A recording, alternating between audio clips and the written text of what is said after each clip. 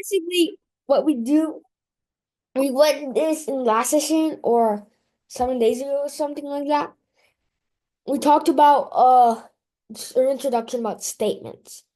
Well, a statement is any sentence that is either basically that is either true or false, but not both.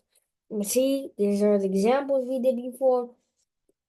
And now another example.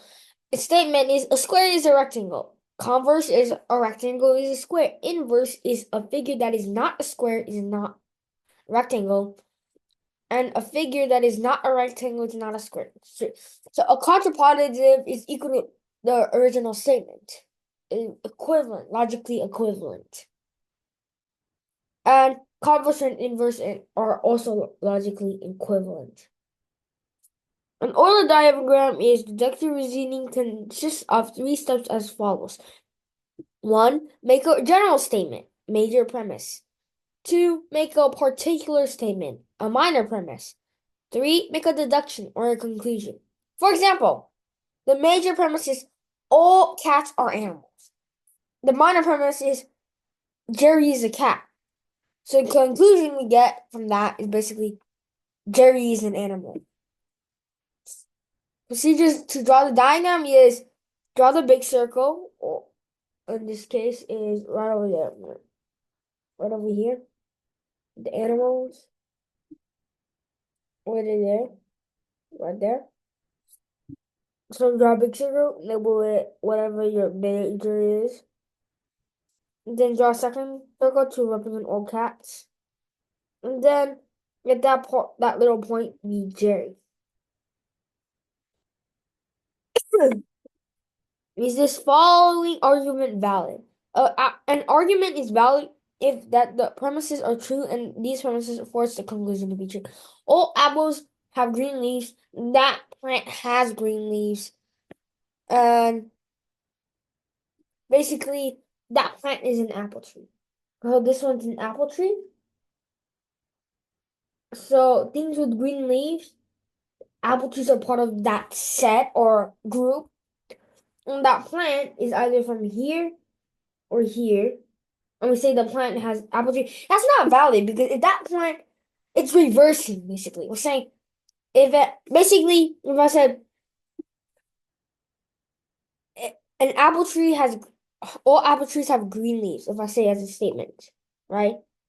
The converse is that plants have green leaves are part of apple trees, which is in this case false because a statement is not always equal to its converse. In this case, the argument is not valid. So let's go to delve into example 1.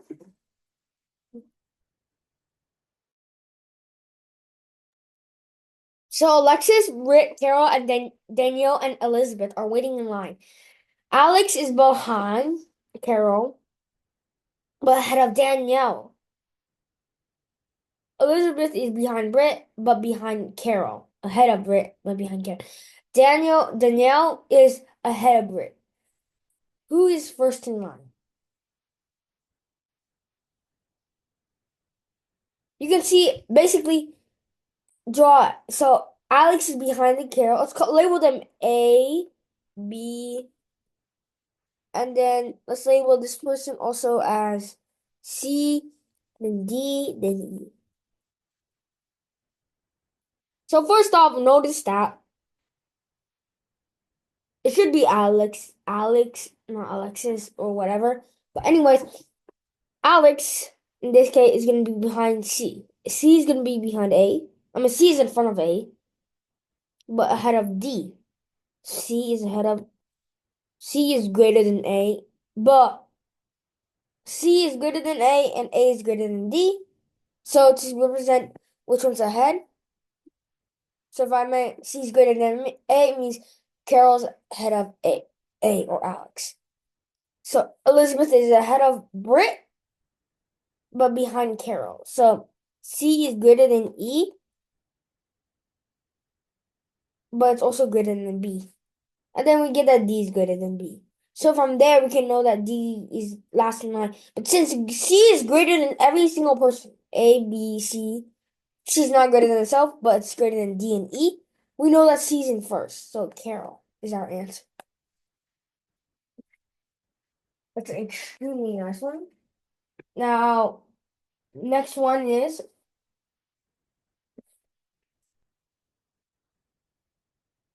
2. If this statement is true, then this contrapositive is true. Contrapositive is if x then y is f, if not x, if not y then not x. So let's see. Each card has either a circle on one side or either a triangle or square, circle or star on one side or a triangle or a square on the other side. In order to verify the statement, every card with a star on it also has a triangle on it. Which cards must be turned over? So basically, every card that has with a star on it also has a triangle on it. So basically, I'm gonna show 2 ways. I'm gonna show it 2 ways. We want to show it directly, which means that we want to show the original statement. And if it's not, if it doesn't have a triangle, then it doesn't have a star or 2.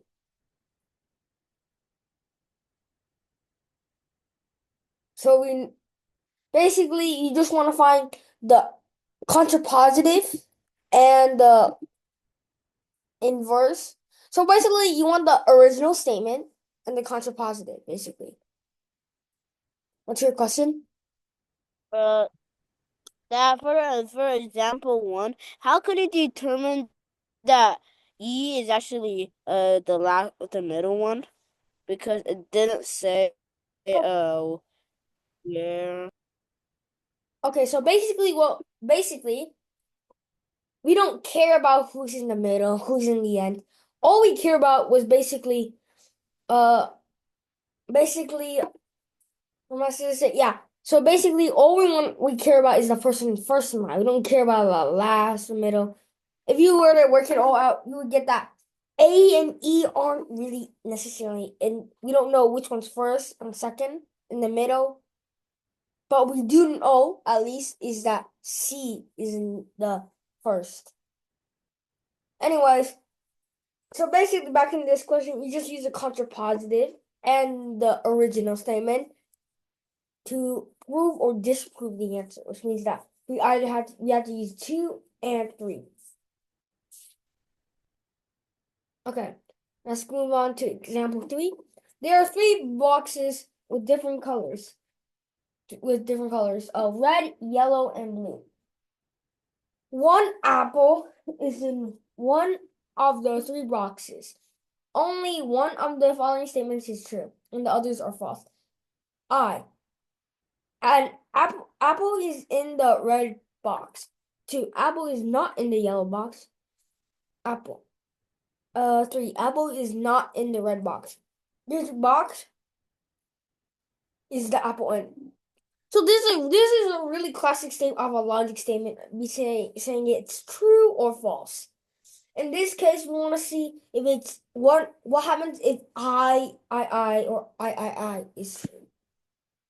What's your question? Would it be useful to know that the yellow box, the apple is not in a yellow box? Uh, it technically could be useful because apple is not in the yellow box can probably mean that it's either in the red or blue. They just need to focus on that option. So basically, what we have to do now is basically try out the cases. So let's try out one.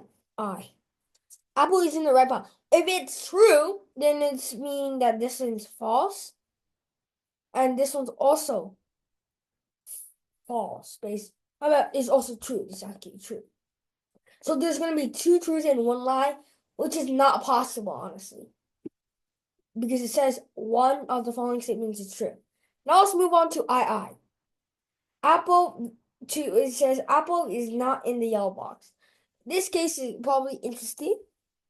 It actually means that if it's true, then we say that the apple is in the red box is true, and apple is not in the red box but we do not necessarily know. So this one's not valid really. So basically, now we can say that 3 apple is not in the red box. This tells us that basically uh it means that the apple is not in the red box. So the apple is not in the red box is false. And then the apple is not in the yellow box is true. So it seems like now we are double truths right now, right? But here's another approach. Look at the ones that contradict each other. So I is these two I and 3 gives you a contradiction, basically. What's your question? I'm just saying, like, can you since you said that the apple is not in the because like can you just is there like a faster way to do this? Like the apple is in the red box, oh, and the apple is not in the red box are arguing, so that means one of them has to be truth, which means the apple is not in the yellow box is lie, which means the apple is in the yellow box. Yeah, that was the point I was getting to. So basically, you can find a contradiction between statements. For example, I basically contradict each other. So you know, 2 has to be a lie, and then I and 3 had to be non-lies. Because if these two are, if I and I are one of the truths, then the others will become contradictions. So basically, now we get that I is not in the yellow box is a lie, so we mean that apple is indeed the yellow box, so it's yellow. Okay? So now let's go to problem 4. Or example 4. Each of the 3 marbles A, B, C is colored on one of the 3 colors. One of the marbles is colored white, one is colored red, one is colored blue. Exactly one of these statements is true. A is red, B is not blue, C is not red. First things first, thanks to Max. See, we know that we want to find a contradiction first, but there isn't really any contradictions here. So let's put A, B, C. Now assume if one is true. If A is red, it means that B is false. It means B is blue, and it means that C is indeed red. This is a contradiction. So we can actually find the contradictions. We realize that these are the contradictions. They actually kind of contradict each other if one is right and the other is not right. So now let's try something else. Now let's believe that this is true. Now 2 is true. If 2 is true, then means that A is not red. And C is equally red. Now since B is not blue, we can pull out that it's white. And then it's blue, well, A is blue. Now this is a valid arrangement. We just check out the cases. And we see that the valid arrangement is A is blue, B is white, and C is red. So which color is the marble B? Well, white. And then we're done.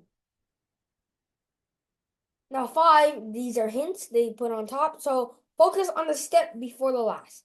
A turtle crawls up a 12-foot hill after a heavy rainstorm. The turtle crawls 4 feet, but when it stops to rest, it slides back 3 feet. How many tries does the turtle make before it makes it up the hill? I'll let you guys have a try on it. This is a really interesting problem. When I was young, I got these problems wrong before a lot. So I'll let you guys have a try and tell me your answers to the chat. Can you move a little bit? I can't see the whole problem. Thank you. To the left, a little bit. Yeah, that's it. Thank you.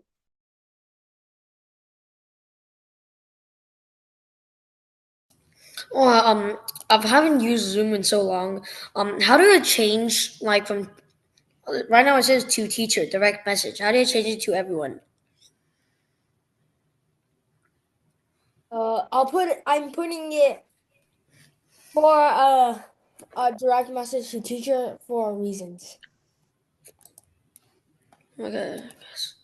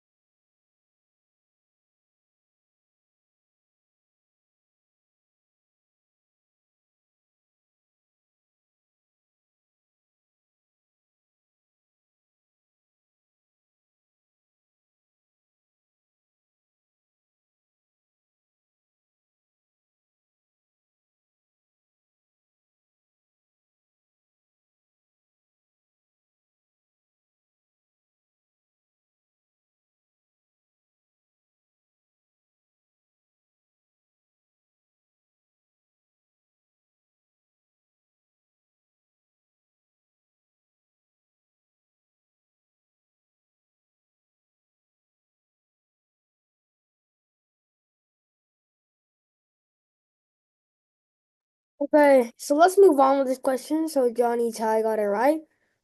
So basically what we do is basically notice that. Let's just go step by step a day. So tries, slides down, calls up 4 feet, and the slides down gets turns out 3 feet. So when it goes, so basically it's getting 1 foot. So it goes up 4, slides out 3. We're gonna continue this every day.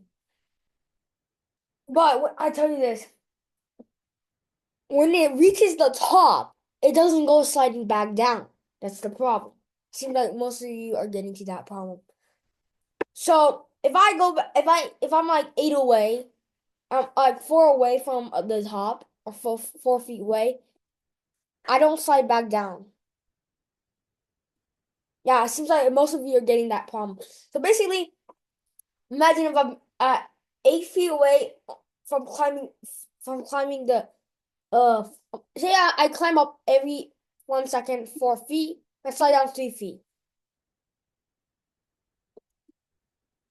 So basically, you see, 4 minus 3 gives you 1 every time, but it doesn't go on 12. So basically, notice. Say I'm the turtle right over here. Little turtle. Climbing this little rock pillar. And this is the top with 12 feet mark. Is 0 feet. Say I'm at, let me move this little turtle.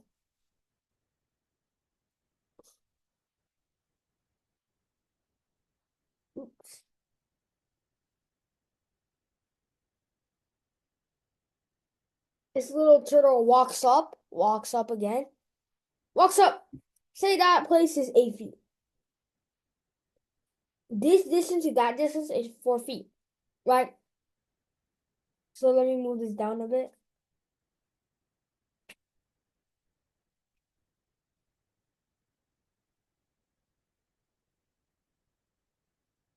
Hold on.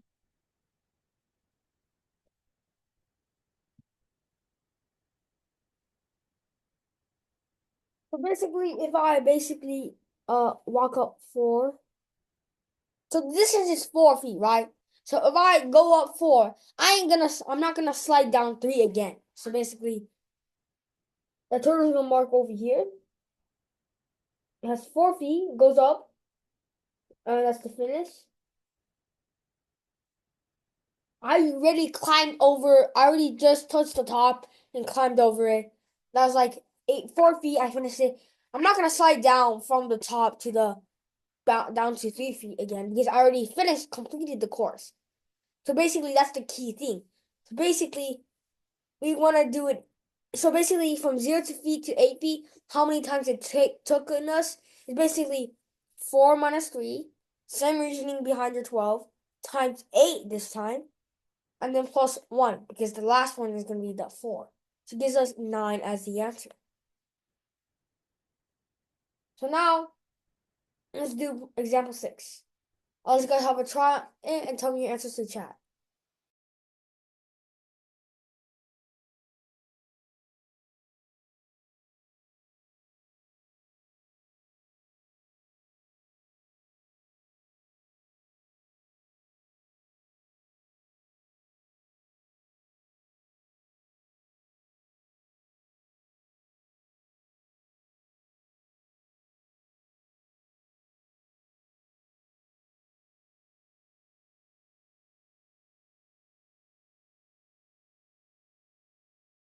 The answer for problem 5 was 9.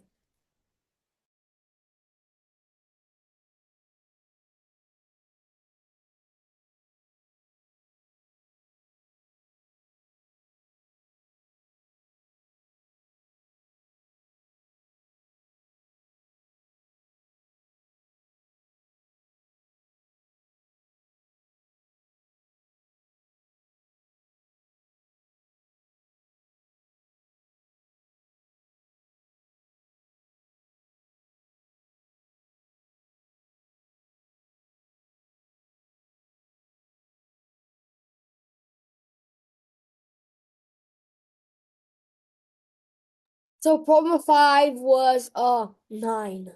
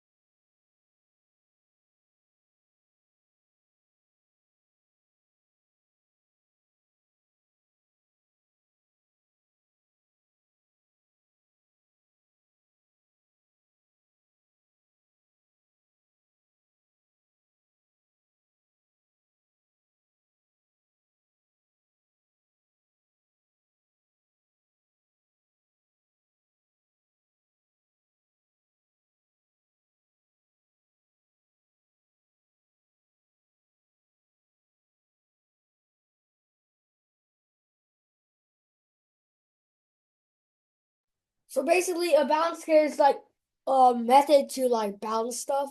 For example, like we're gonna weigh like weights, such as if that one thing weighs 1 pound, how much heavier is like a thing that weighs 2 pounds.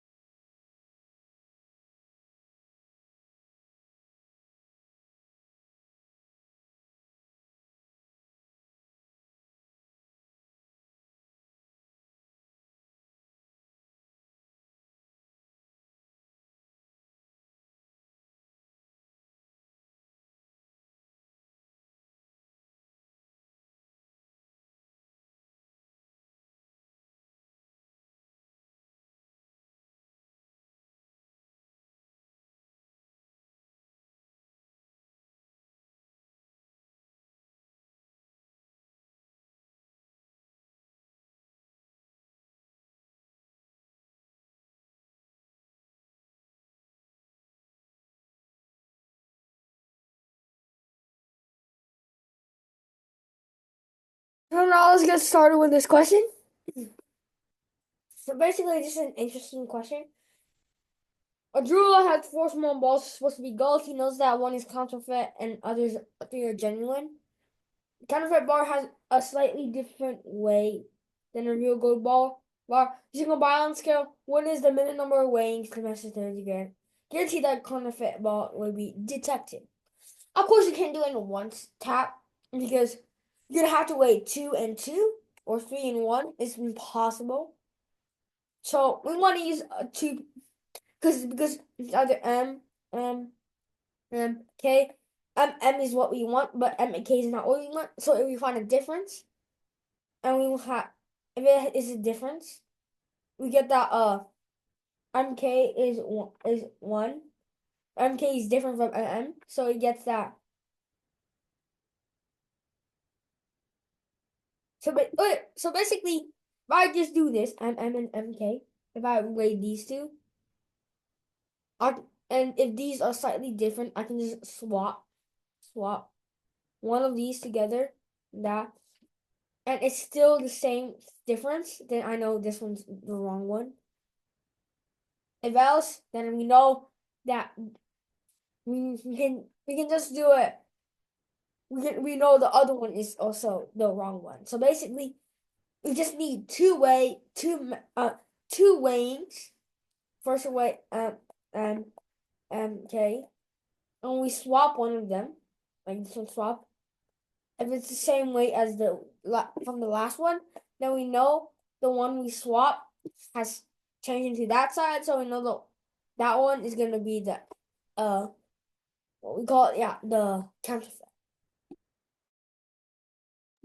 So the next one is gonna be example 7, drawing solid and dashed lines. I'll let you guys have a try on this and tell me answers to the chat.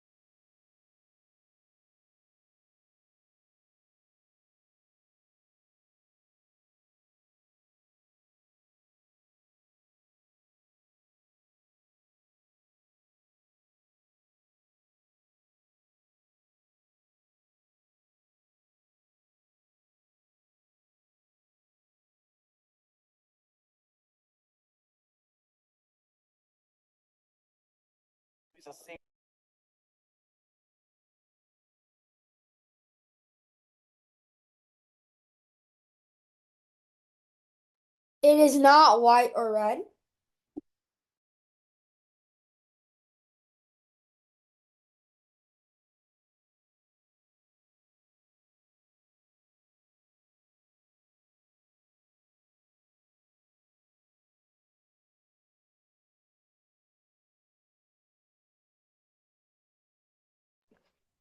Uh, can we move a little bit left again?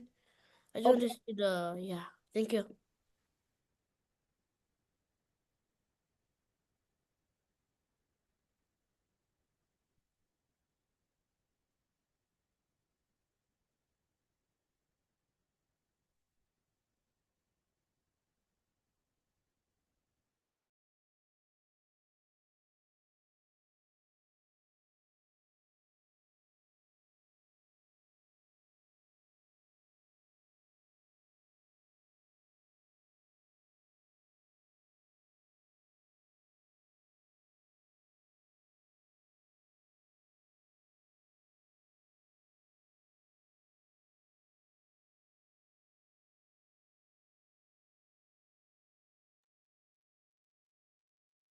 So now let's get started then.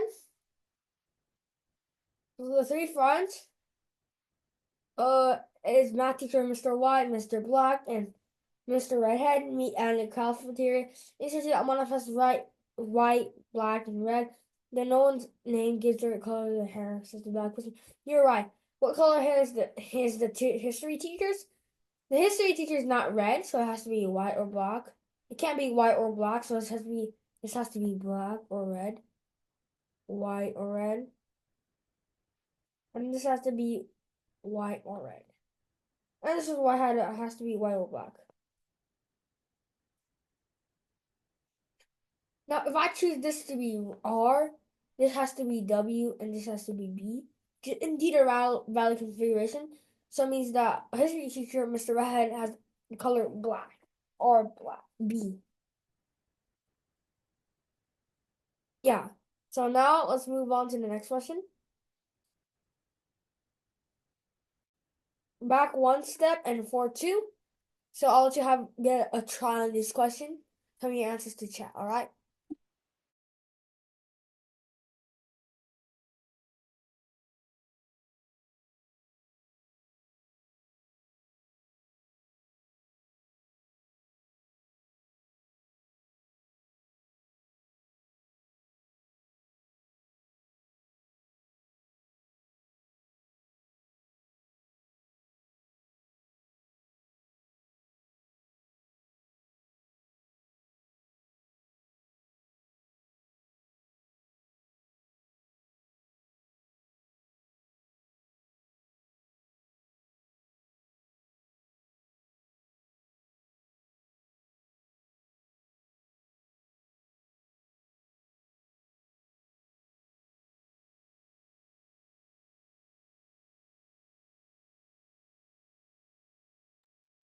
Well, the reason why, so basically we're not sure if it's black or white because if hold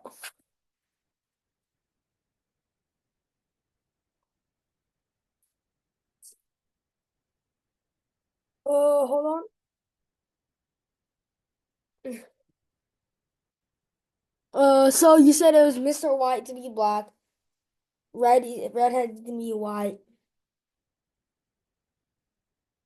Indeed, that is indeed a valid configuration. So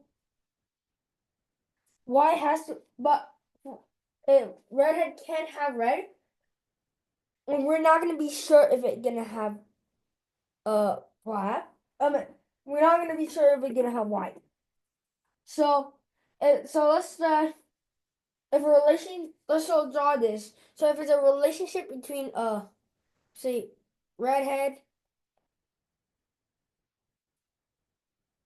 black, and white, and we'll be able to call this W, B, and R. If the relationship is certain, then it's solid, black, and if the relationship is basically if the relationship is not certain, it's gonna draw a dash. So we can immediately draw these is dashed. So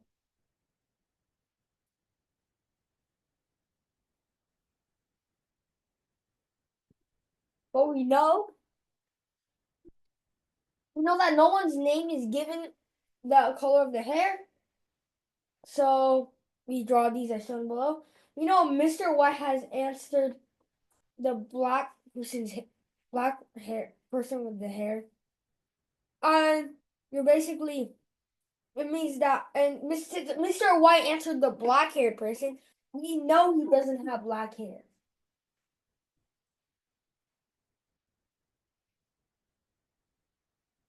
Sorry. It's like that. And then from there, you know that then it means red head has to have black, and then everything else follows. There.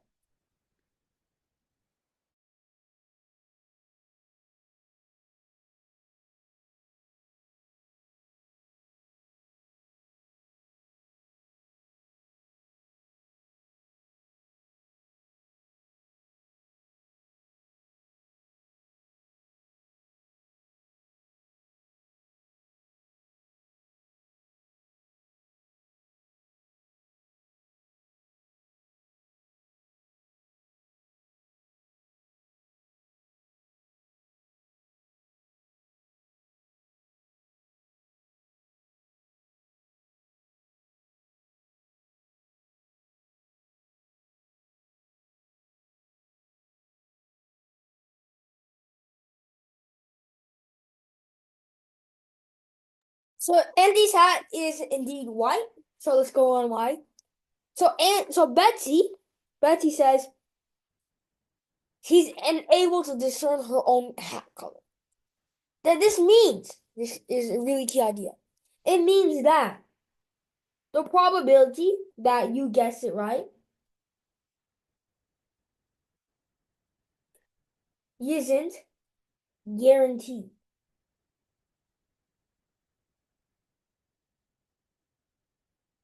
Sorry if I'm making a spelling mistake here.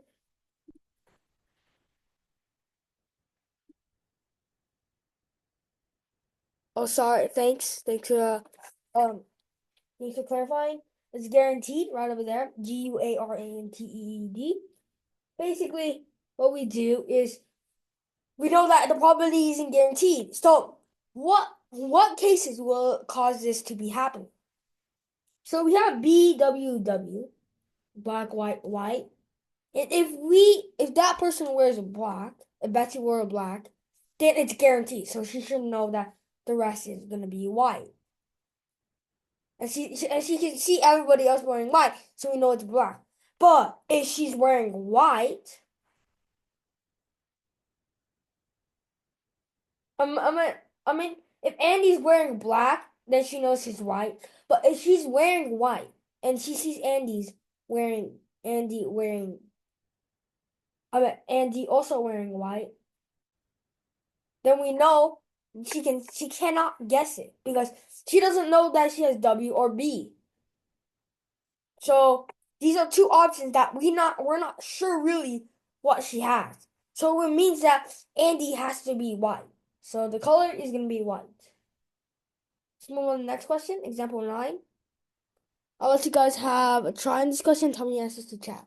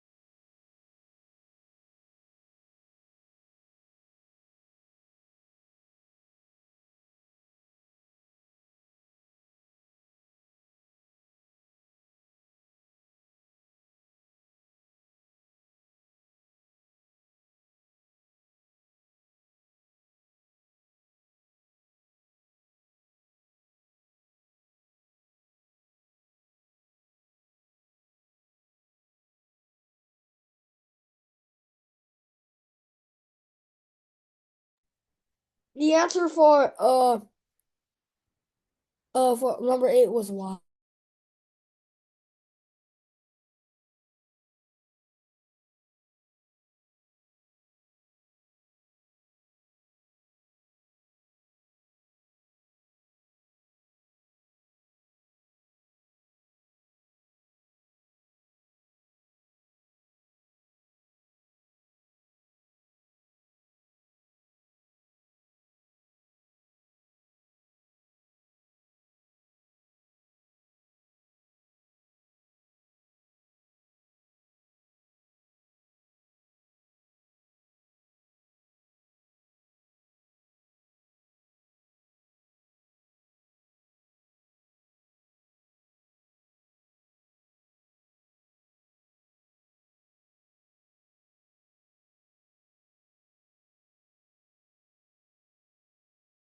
Only one person so far I think got it right now.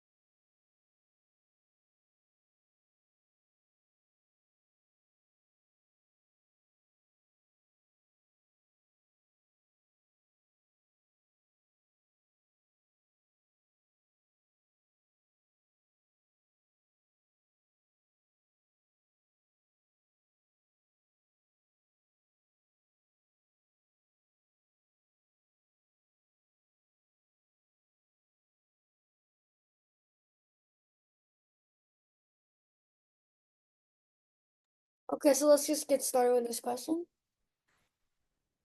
So basically, how we're supposed to do this question, basically, we notice that Charles removes his blindfold. He sees the hats of the others are wearing and unable to discern. So basically, the probability is not guaranteed. Okay. Sally basically is too not able to, and then she can answer with his blindfold on. So basically,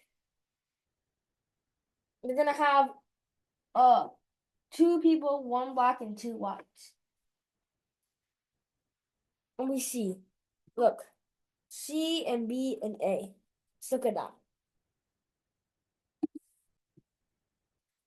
If C cannot tell anything, he can either only see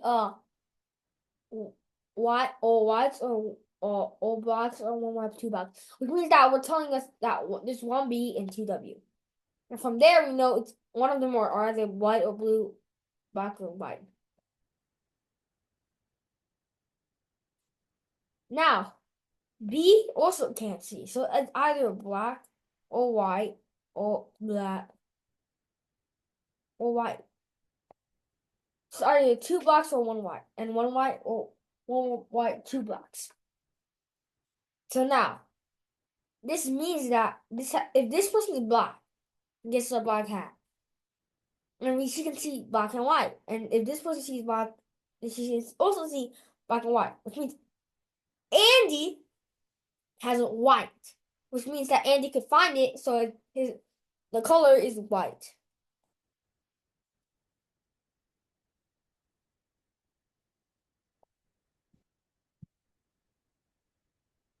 Okay, so let's move on to the next question. Problem 10. This is from 2014 Math Council Nationals. I'll let you guys have a try and tell me your answers to chat, and we're gonna go over it soon.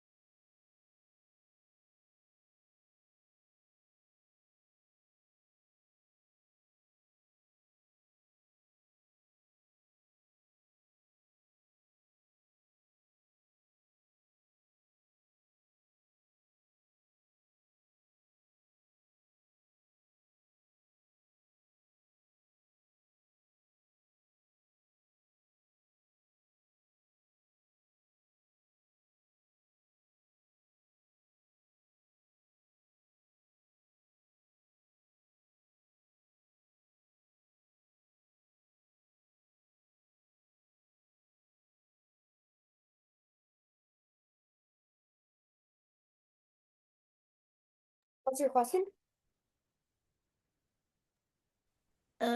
Is Mary an odd number or Jerry is an odd number? I'm just asking. I can't tell you. You can know it later. So now I know. I'll tell you when I go over the answer. Then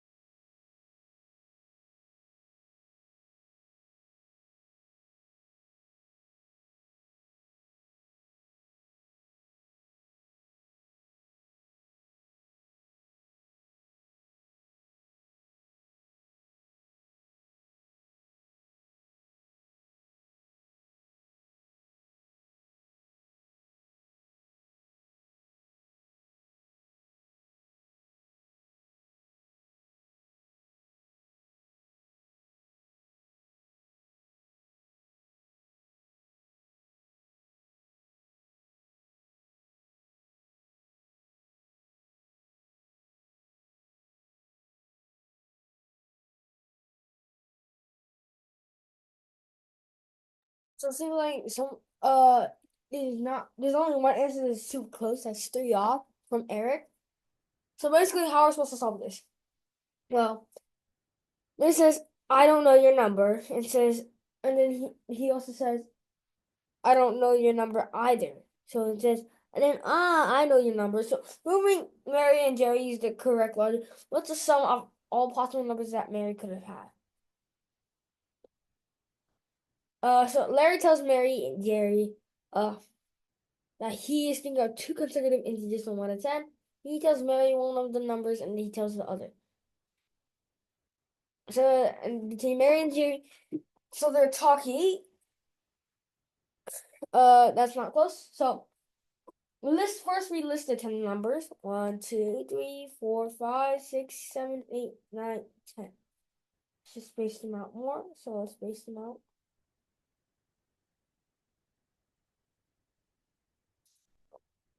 One.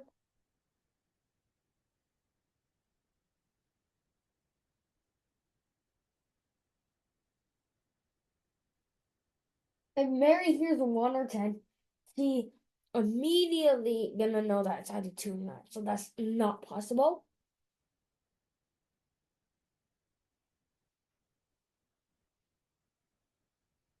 So she can either have, if she has 4, then she knows it's either gonna be 3 or 5, but she doesn't know. Now, Jerry has a 5 in this case. Guys knows 4 and 3. So Mary has to say, I don't know your number. And Jerry would say, I don't know your number either, implying that they're in the middle. From there, it's impossible really to find it. So now, so if Jerry knows Mary's number is neither 1 or nor 10, so Mary knows it's 2, 3, 4, 5, 6, 7, 8, 9, 10. That's for the 7 doesn't work, Max. So basically, these are the cases. Mary has 2, 3, 4, 5, 6, 7, 8, 9. So Jerry knows that Mary's number is neither 1 or 10, but he's still unable to tell Mary's number. So his number is not 2 or 9.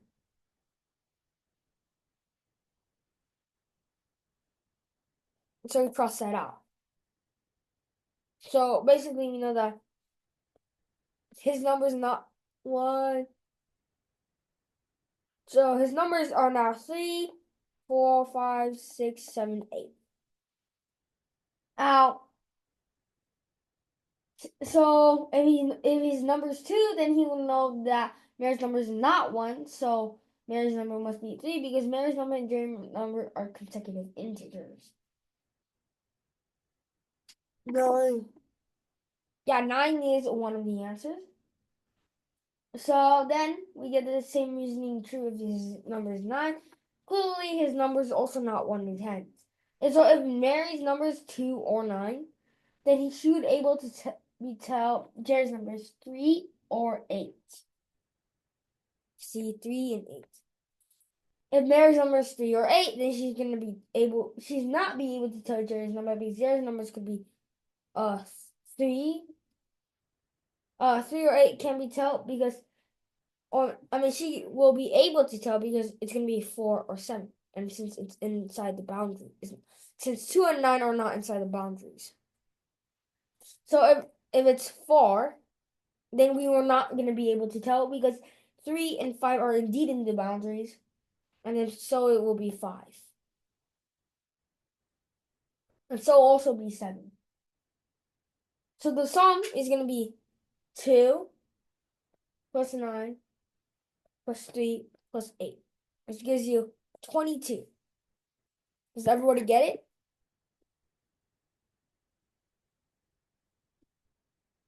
Okay, so let's move on.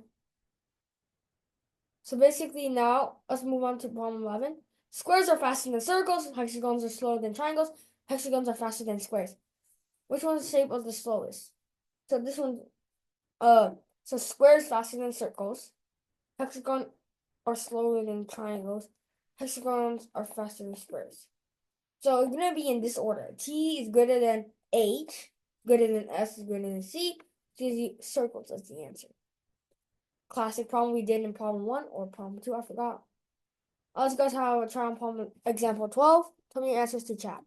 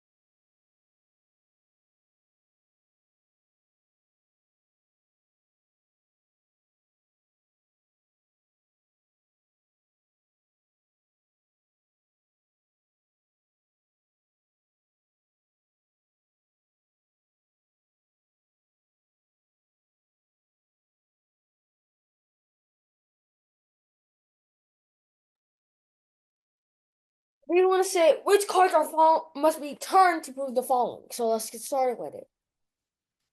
So now, every square is an even number. We'll prove the following. Every square has an even number on the following side. So first, we gotta pull out A and D. Why? Because we have to pull out this contrapositive and the original statement. These are the exact same. So if we pull out these two, and if one of them is false, the entire thing is contradiction. So the entire thing is false. So we have to pull out A and D. So basically, it's the end of today's session. I'll see you guys next week. Have a good night. Bye.